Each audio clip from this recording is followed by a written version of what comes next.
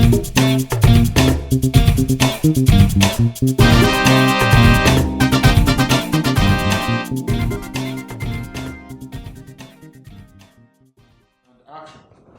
have with us today Comrade Adeola Soetan, who is a leading human rights activist.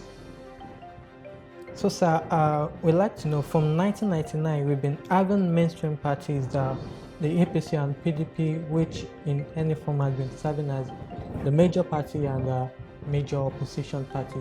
If it's not APC, it is PDP. So we'd like to know, where did these two parties get it wrong and what has been their fault from 1999 till date? Well, thank you. I think I have to quickly correct that word, opposition. PDP and APC are not opposition party. They are just first, what you can call first and second 11 of a team, of a club. So because when you talk opposition party, you're talking of parties that have distinct, clear-cut ideology, ideas on how to run the government, on how to govern the people. But when you look at the two parties, they are more of parastatals owned by few privileged billionaires who believe that the only way out is neoliberalism. The only way out is to unleash neoliberal policies, economic policies on the people. That is privatization of our common wealth, commercialization of our resources, common infrastructure, devaluation of currency, and of course, deregulation. So that is why you see, anytime even when PDP was in power, APC never attacked them on those fundamental economic principles. The same applies to PDP. So if the two parties, unlike in those days when UPN believed in government getting more involved, in social development, free education, free health, and what have you, and they were following it ideologically and of course economically. Now what we have is that the two parties agree in pro-capitalism and of course anti-poor policies and regulations. That is why when Buhari was to come, he was so silent about how he's going to run the economy on the basis of, is it going to be anti-people or pro-rich. So is that why you describe both APC and PDP as the siamese twins? Yes, exactly. They are, because the only difference is the alphabetical reordering of the names. So to that extent, they are not. Well, it's good that we are in another era of what I would call festival of democracy. But you also know that unlike the real festival of democracy, where people are fully involved, we have public ideas being cross-fertilized, people coming out to campaign heavily with what they want to do. What do we have today? The PDP will get a super pop star. They've turned the rally to musical carnival. APC will get a super Fuji artist. 1 hour, 2 hours at the rally carnival. Everybody dance. They forget their sorrow. So what we should insist now, particularly the new parties, is that people should own that process. People should not allow these two parties to get away with nothingness. They should not just allow them to be entertained with music and cross-blackmail. Concrete positions of the parties should be that is why I want to suggest that there must be more debate now, presidential, governorship, senatorial, across board, not restricting them to fake campaign rallies where you never have colleges, media, different communities should now be empowered by the upcoming parties, by the younger parties. Now look, you own this democracy. Democracy is about the people. It's not about politicians. How many of them? But sir, will you say Nigerian voters are conscious enough to vote out these political parties? You see, I've been doing voter education for close to 10 years now. And I came to a conclusion that Nigerian people love democracy. They are conscious. But the problem today has been that the ideological parties and the new ones over-exaggerate the social base of the so-called bigger parties. They are not available, they are not loved by the people, majority. Because if it is about love, if you have a woman that can only love you when you bring money, that can only love you when you bring bag of rice, that cannot be love. In those days, during Adeola, in fact, when I was the state chairman of National Conscious Party during siamese's lifetime, anytime we went out to campaign, the old farmers, the old women will show us their party AG, Action Group, UPN, party cards, where they were contributing to party on a monthly basis. So that was what you can call organic love between the party and the people. But today, it's not like that. So you cannot say, because if you don't get the structure of those communities, you give the way to the so-called larger parties. How do they get there? Vote by. That cannot be love. That cannot be likeness of the voters.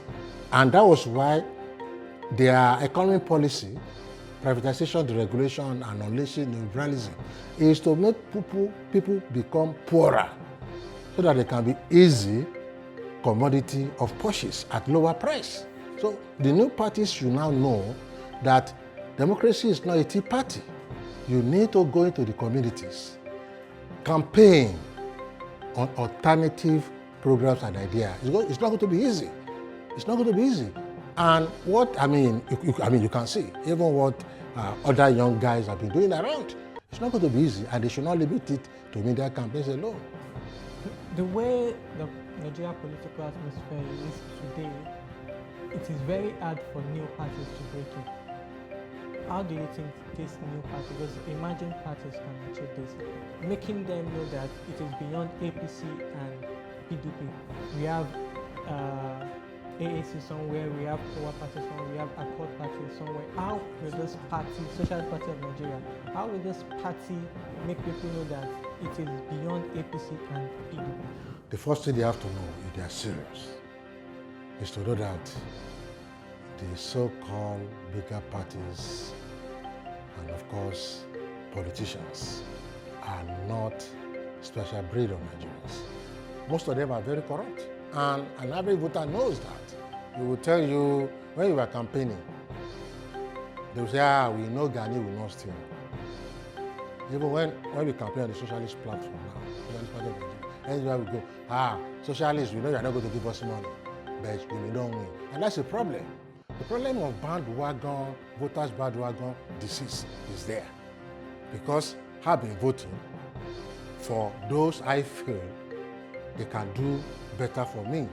Not because one Bale or one KBC is there and say, go and vote for these people. The consciousness of the people will come on board when the new parties strive tremendously to let them get in contact with their own ideas. And those ideas must be very different and authentic. You go and meet people on the way. I always tell people, you can't compete on the basis of vote buying with big parties. And big parties are so inimical. And in fact, they intentionally had the Bobby trap by making process of politics and power accumulation, by making it money issue over monetization, because they know, based on easy entrance and easy exit, it's not likely that they're going to maintain their hegemony.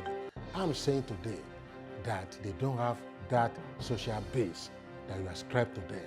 Only that Nigerian people are not in contact with ideas, alternative ideas that they were. I don't know what they now mean immediately.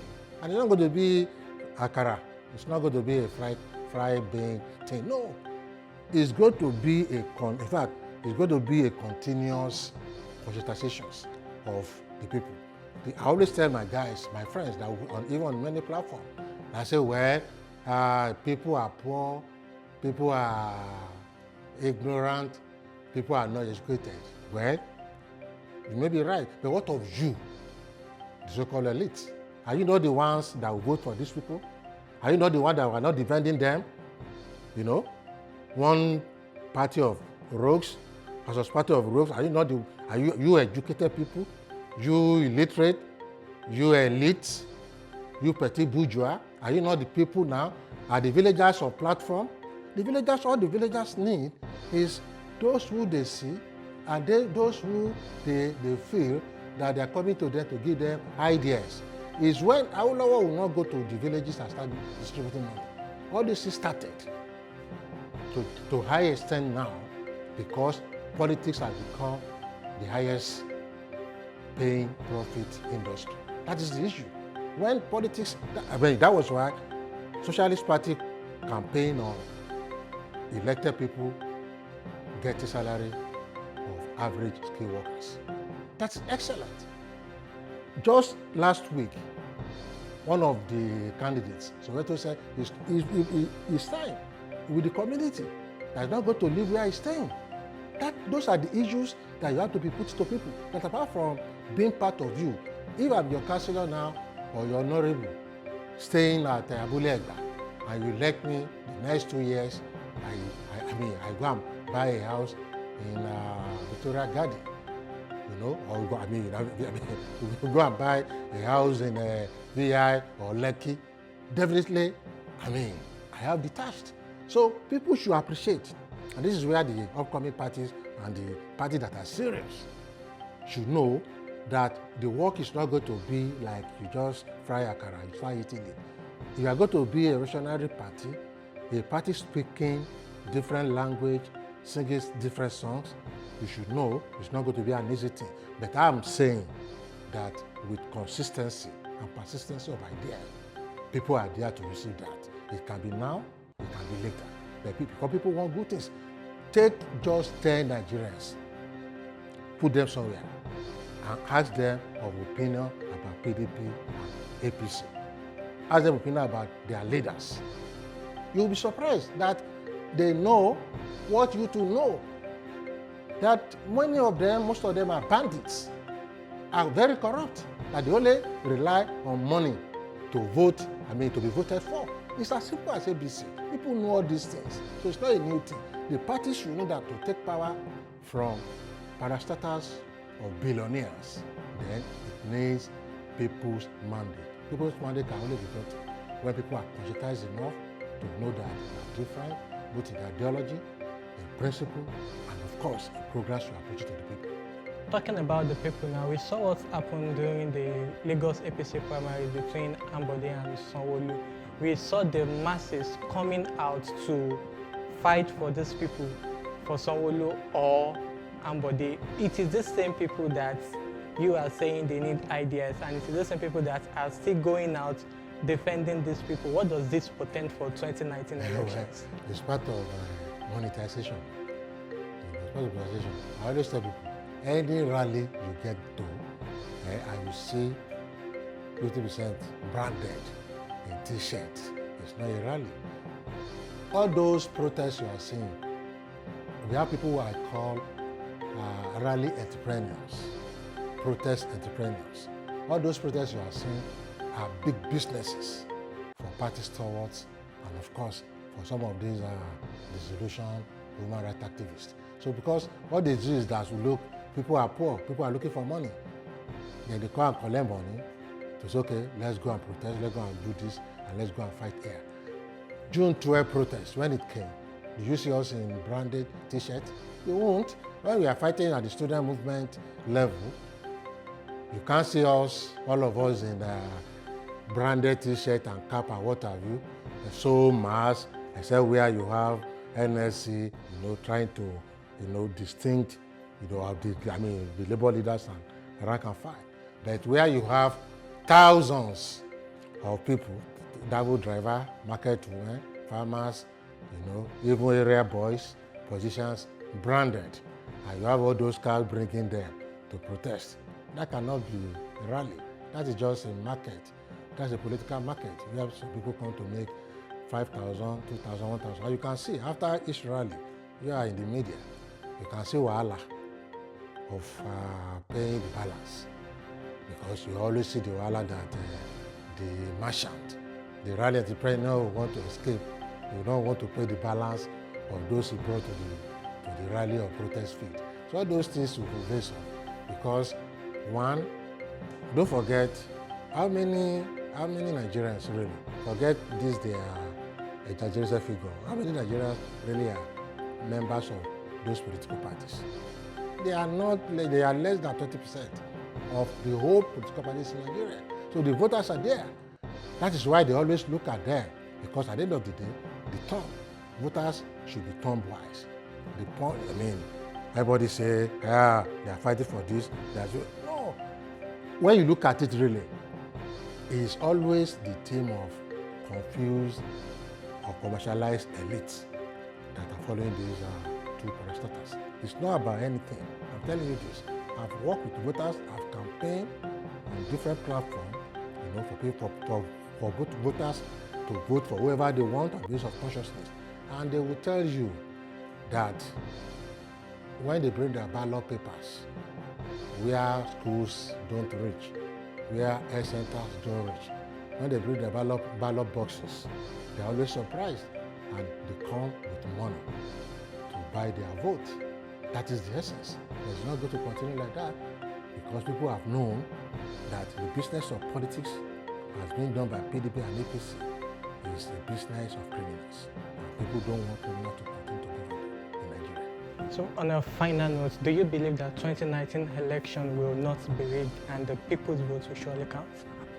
Well, as it is now, I'm afraid people's vote may not count, because you can see the ruling party, entertaining us with millions votes primary election. You can see 14 million, 15 million for Buhari. Somebody even raised it to it. I just saw it. Now, how come if 250,000 people voted for APC in Osun, how come they now have over 500,000 votes for Buhari in primary? So, and you can also see how PDP and APC have conducted their different primaries in states. Somebody will be disqualified. Somebody will be, exchanged. Somebody's name will be there, they'll be removed.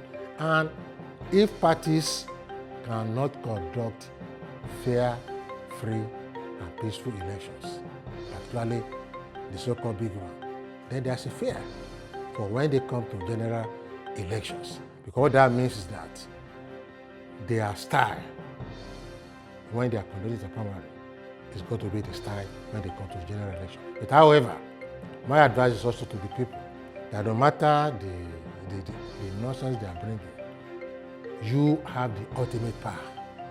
Don't be apathetic. Don't say, there is a problem, I won't vote. Well, if you not vote, maybe democratic choice.